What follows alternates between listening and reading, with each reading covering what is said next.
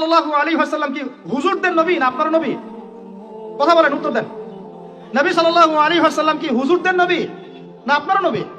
তাহলে আপনার মধ্যে তার সুন্নাত থাকবে না কেন? আপনার চেহারায় দাড়ি নাই কেন? আপনার প্যান্টটা টাকনোর নিচে কেন? কেন আপনি নবী সাল্লাল্লাহু আলাইহি ওয়াসাল্লামের জীবনী সারা জীবনে একবার পড়ে দেখতে পারলেন না? নবী সাল্লাল্লাহু আলাইহি ওয়াসাল্লাম 23 বছর আপনার আমার জন্য কষ্ট করেছেন, মানুষের মার খেয়েছেন, গাল খেয়েছেন, তাকে 15 বার হত্যা করার চেষ্টা করা হয়েছে, তাকে দেশ থেকে বের করে দেওয়া হয়েছে, গলায় দড়ি পেঁচিয়ে টান দেওয়া হয়েছে, পিঠের মধ্যে উঠে নাড়ি ভুড়ি চাপানো হয়েছে, দাঁত দাঁত ঘুষি মেরে দাঁত ফেলে দেওয়া হয়েছে, মাথা ফাটিয়ে দেওয়া হয়েছে, পা ভেঙে দেওয়া হয়েছে, তাদের জন্য, তার জন্য। তা আপনি আমি কেন তার জীবনী পড়ে দেখলাম না কখনো? কেন আপনার চেহারায় দাড়ি থাকবে না, আমার চেহারা দাড়ি থাকবে না? কেন আমাদের প্যান্ট টাকনোর নিচে উপরে থাকবে না? কেন আমাদের কথাবার্তা, চালচলন, খাওয়া দাওয়া, ইস্তেঞ্জা করা, নামাজ পড়া, প্রতিটা অ্যাক্টিভিটি সুন্নাহ মাফিক কেন হবে না? এটা আপনাকে হুজুরকে শেখাতে হবে কেন? এটা তো আপনার দায়িত্ব, শেখা নিজের দায়িত্ব। আল্লাহ রাস্তায় বের হতে আপনাকে বলতে হবে কেন? নিজের তাগাদা থেকে আপনি বের হবেন। হুজুররা কবরে যাবে, আপনি যাবেন না? উত্তর দেন। হুজুররা, তোমরা উত্তর দাও, ছেলেরা, ইয়াং জেনারেশন তোমরা যারা আছো, হুজুররা কবরে যাবে, তোমরা আমরা যাব না?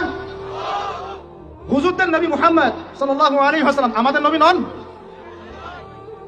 নবী সাল্লাল্লাহু আলাইহি ওয়াসাল্লাম শুধু সাহাবীদের জন্য আসছিলেন না আমাদের সবার জন্য আসছিলেন? নবী সাল্লাল্লাহু আলাইহি ওয়াসাল্লাম সারা জীবনে যে কষ্টগুলো স্বীকার করেছেন তা নিজের জন্য না আমাদের জন্য? কিয়ামতের মাঠে তার সুপারিশ ছাড়া আপনি পার পাবেন? তাহলে আপনাকে সুন্নাত কেন শেখাতে হবে? কেন আপনাকে মেসি নেইমারের হিস্ট্রি পড়াতে হয় না? আপনি তো নিজেই জানেন। কেন আপনাকে এই নায়ক নায়িকাদের হিস্ট্রি পড়াতে হয় না? আপনি নিজেই জানেন, খোঁজ খবর নেন। কিন্তু মুহাম্মদ সাল্লাল্লাহু আলাইহি ওয়াসাল্লাম সম্পর্কে এত গাফেল কেন? সুন্নাত না জানলে বেদাত চিনবেন কিভাবে? সুন্নাত চিনলে পরে তো বেদাত চেনা যাবে। এগুলো সুন্নাত, এগুলোর বাইরের গুলো বেদাত। তখন তো বেদাতের আলাদা করে সংজ্ঞা আপনাকে শেখাতেই হয় না। মুসলিম পরিবারে জন্ম নিয়েও তাওহীদ চিনতে পারছি না, শিরকের মধ্যে লিপ্ত আছে। সুন্নাত চিনতে পারছি না, বেদাতে লিপ্ত আছে। নামাজ, সুবহানাল্লাহ, মুসলিম পরিবারে জন্মগ্রহণ করে নামাজ পড়েন না কেন? নামাজ কি হুজুরদের উপর ফরজ? বলেন। আপনার বয়স কি 10 বছরের নিচে? তাহলে আপনি নামাজ পড়েন না কেন? ফরজ মানে কি? আপনি ইচ্ছা হইলে করলেন, ইচ্ছা হইলে করবেন না, নাকি? এটা ফরজ? ফরজ হইতো বুঝেন। ফরজ কি? ওই যে প্রত্যেক রাতে যে মেয়ের সাথে খষ্টি নষ্টি না করলে আপনার ঘুম হয় না, ওইটা হচ্ছে ফরজ। স্কুলে কলেজে গিয়ে মেয়েদের সাথে অ্যাফেয়ার্স করা, ডেটিং করা, এই পাবজি খেলা, আমাদের সবার উপর এখন ইউটিউবিং, ফেসবুকিং ফরজ। ফরজ বুঝেন, এইভাবে বোঝেন, এগুলো হচ্ছে ফরজ আপনার উপরে। সালাত, হাইয়া আলাস সালাত প্রত্যেক দিন আপনার কানে যায়, কেন সালাতে আসেন না?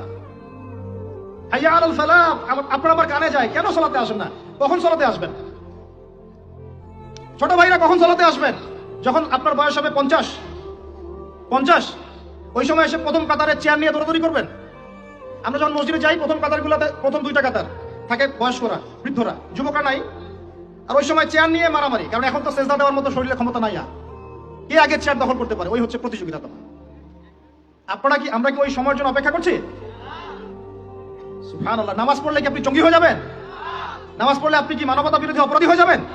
এই ফাইজলামি মার্কের কথাবার্তা যারা বলবে, সমাজ থেকে বয়কট করে দিবেন, সামাজিক প্রতিবাদ গড়ে তুলবেন। এই শব্দগুলো সস্তা করতে করতে যাকে তাকে যা ইচ্ছা তাই বলে বেড়াচ্ছে। ধর্মের কথা, ইসলামের কথা বললেই মানুষ সন্ত্রাসী হয়ে যায়।